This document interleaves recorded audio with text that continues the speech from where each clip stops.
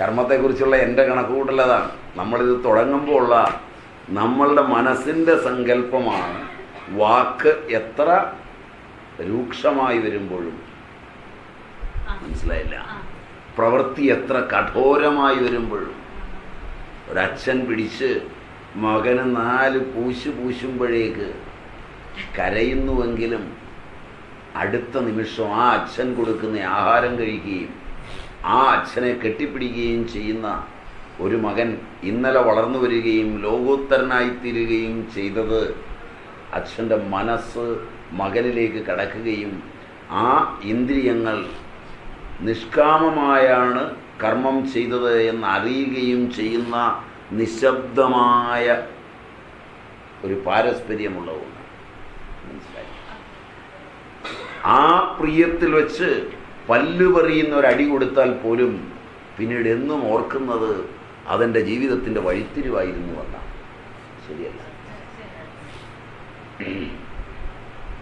മറിച്ച് എന്തെല്ലാം നിങ്ങൾ വാരിക്കോരി കൊടുത്തിട്ടും എവിടെയെല്ലാം പോയി സമ്പാദിച്ചിട്ടും എത്ര കട്ടും കവർന്നും കൊണ്ടുവന്നിട്ടും നിങ്ങളെ നിങ്ങളുടെ അടുത്ത തലമുറ നിന്ദിക്കുന്നുവെങ്കിൽ നിങ്ങളുടെ മനസ്സിൻ്റെ തരംഗമില്ലാത്ത ഈ കൊടുക്കവാങ്ങലുകളൊന്നും സ്നേഹമല്ല, ഒന്നും കർമ്മമല്ല.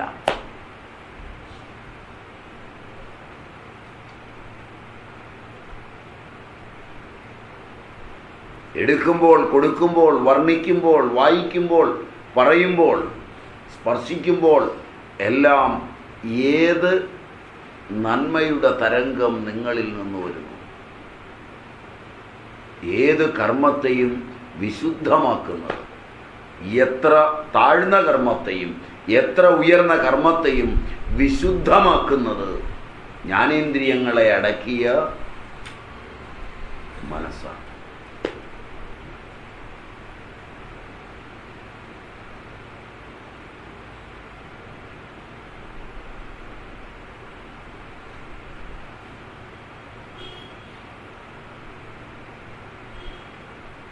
എൻ്റെ കൺമുമ്പിൽ ഞാൻ കാണേണ്ടി വരുന്ന കർമ്മങ്ങളുടെ പോരായ്മകൾ എൻ്റെ പൂർവകാലീനമായ മനസ്സിൻ്റെ സൃഷ്ടിയാണ്.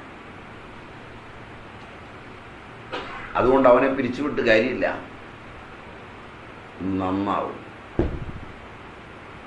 നീ എൻ്റെ കൂടെ നിന്ന് തന്നെ നന്നാവും.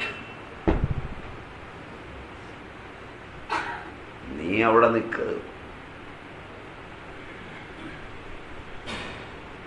നിനക്ക് നന്നാകാതെ പോകാൻ പറ്റില്ല മോനെ. അപ്പോഴായി ദിനേശാന്നൊക്കെ വിളിക്കാൻ രസമുണ്ട്. മനസ്സിലായില്ല? പറഞ്ഞു വിടുമ്പോഴല്ല.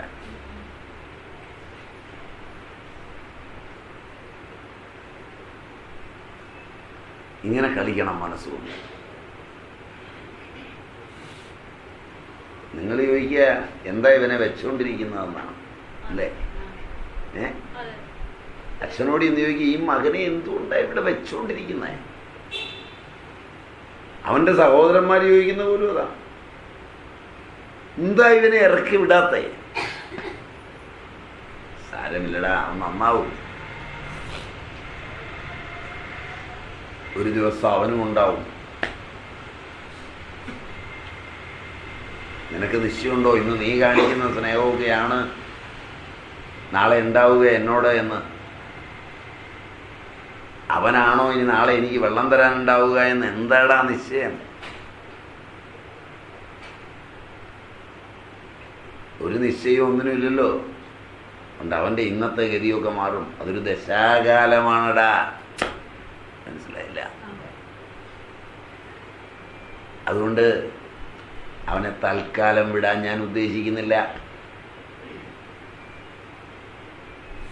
നിന്നെയും വിടാൻ ഞാൻ ഉദ്ദേശിക്കുന്നില്ല. ഇനി അവനോ നിനക്കോ പോണം എന്നുണ്ടെങ്കിൽ അത് നീ ആയാലും അവനായാലും എനിക്ക് വിരോധമില്ല. മനസ്സിലായില്ല? അത് കൊള്ളാം. ഞാൻ ഇത്രയും ഒക്കെ വന്ന് പറഞ്ഞത് എന്നെ വിടാൻ. നിന്നെ വിടുന്ന കാര്യമല്ലല്ലോ പറഞ്ഞേ. ഞാൻ പോകുന്ന കാര്യം പിന്നെ നിനക്ക് പോയേ തീരുവുള്ളെങ്കിൽ നിന്നെ പിടിച്ചു നിർത്താനാവൂ. അവനുണ്ടെങ്കിൽ ഞാനിവിടെ നിൽക്കുകയില്ല. നീ പോവും. അവനേതായാലും ഇവിടുന്ന് പോകണമെന്നോ നീ പോകണമെന്നോ ഞാൻ തീരുമാനിക്കുന്നില്ല.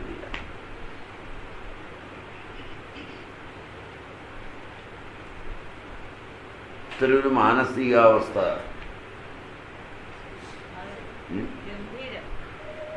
അങ്ങനെ ഒരെണ്ണം നിങ്ങൾക്ക് രൂപപ്പെടുത്തുന്നതിനെക്കുറിച്ച് സങ്കല്പിക്കാൻ ഇന്ന് പറ്റുമെങ്കിൽ ഈ യാത്രയിൽ തുടരാം.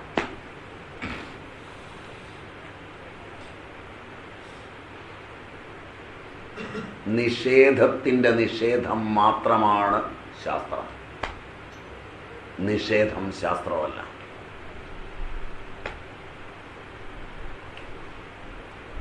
നിർവചനം മനസ്സിലായോ എന്നറിയില്ല. നിഷേധത്തെ അല്ലാതെ ഒന്നിനെയും ശാസ്ത്രം നിഷേധിക്കുന്നില്ല.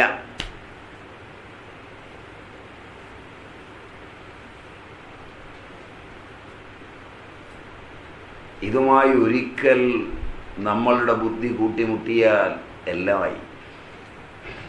പിന്നെ അവനെ ദുഃഖിപ്പിക്കാൻ ഒന്നിനും ആവില്ല.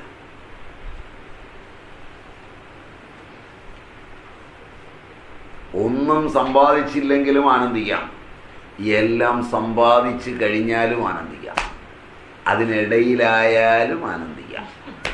മനസ്സിലായില്ല? പക്ഷെ അതിനുള്ള സൂത്രവാക്യം ഇത്രയേ ഉള്ളൂ: ശാസ്ത്രം നിഷേധത്തിൻ്റെ നിഷേധമാണെന്ന് നന്നായി അറിഞ്ഞ് ആ ശാസ്ത്രത്തെ മാത്രം ആശ്രയിക്കുക.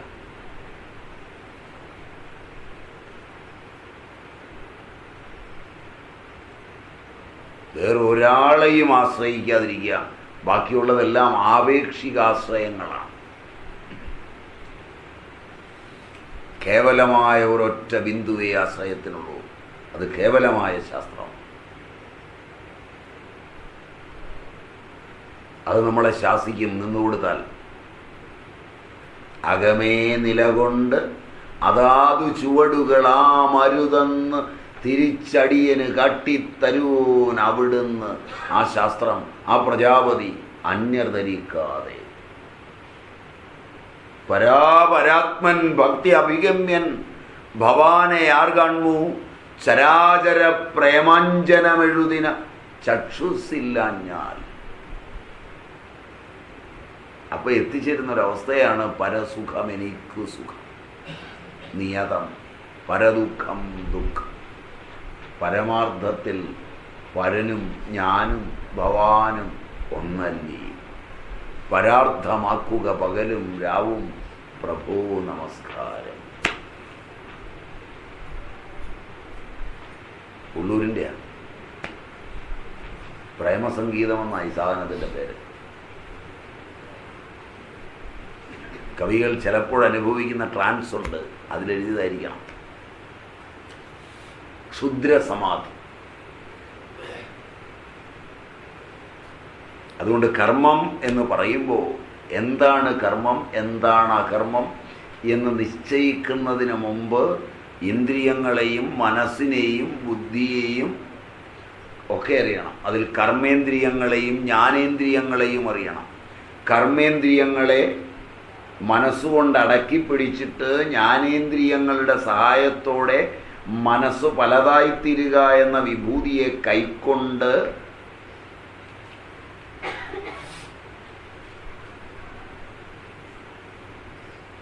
മനസ്സുകൊണ്ട് സ്മരിച്ചു ചെയ്യുന്നവൻ മിഥ്യാചാരനാകുന്നു.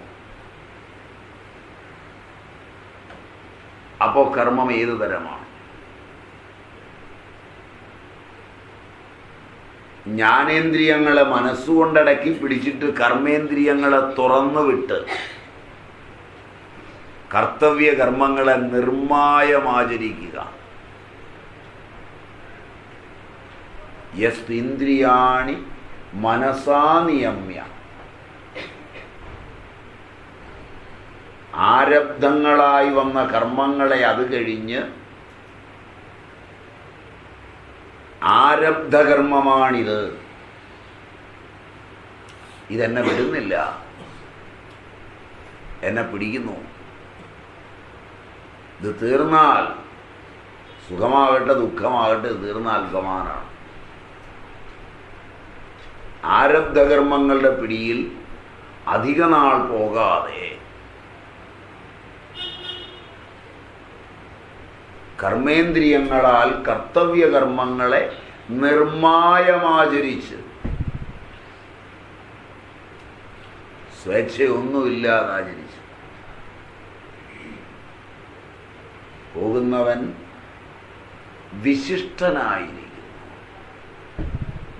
ആ അസക്തൻ, ആസക്തിയില്ലാത്തവൻ, ഏതെങ്കിലും കർമ്മത്തിൻ്റെ ആസക്തി കൊണ്ട് ചെന്ന് ചാടിയതല്ല, സ്വഭാവേന ചെന്നതാണ്. അവൻ വിശിഷ്ടനായി ഭവിക്കുന്നു അർജുന.